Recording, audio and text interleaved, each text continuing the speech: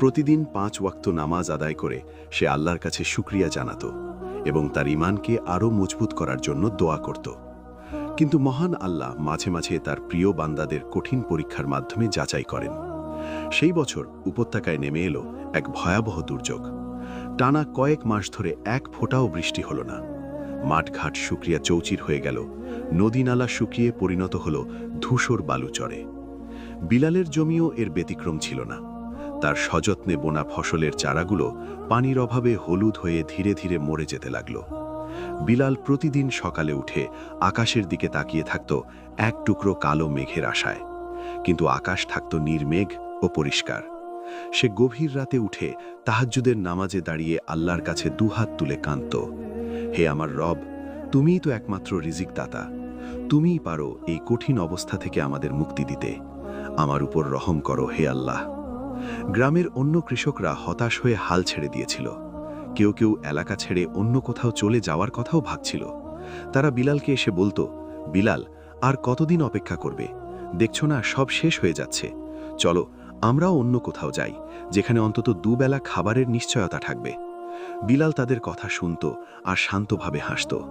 সে বলতো, ভাই, আমি আমার রবের উপর ভরসা রাখি, তিনি নিশ্চয়ই আমাদের জন্য উত্তম কিছু পরিকল্পনা করে রেখেছেন। আমি এই মাটি ছেড়ে কোথাও যাব না।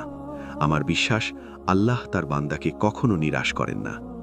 তার এই কথা শুনে কেউ কেউ তাকে উপহাস করত, বলতো সে পাগল হয়ে গেছে।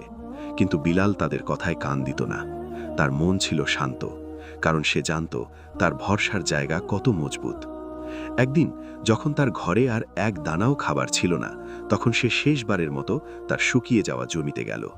সে দেখল তার সব ফসল মরে কাঠ হয়ে গেছে। এক বুক দীর্ঘশ্বাস ফেলে সে মাটিতে বসে পড়ল।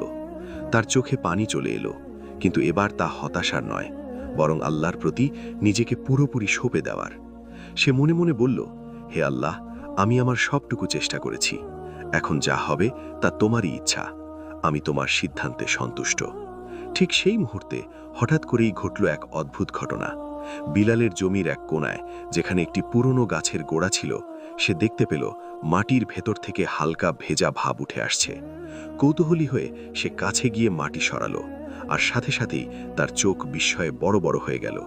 সে যা দেখল তা ছিল এক চরম পরীক্ষার মাঝে আল্লাহর পক্ষ থেকে পাঠানো এক অলৌকিক ইশারা, যা তার ধৈর্যের বাঁধকে এক নতুন উত্তেজনায় কাঁপিয়ে দিল। বিস্ময়ে হতবাক হয়ে বিলাল দেখল, যেখান থেকে সে মাটি সরিয়েছে সেখান থেকে স্বচ্ছ পানির একটি ছোট ধারা বুদবুদ করে বেরিয়ে আসছে। এই শুষ্ক মৃতপ্রায় উপত্যকায়, যেখানে এক ফোঁটা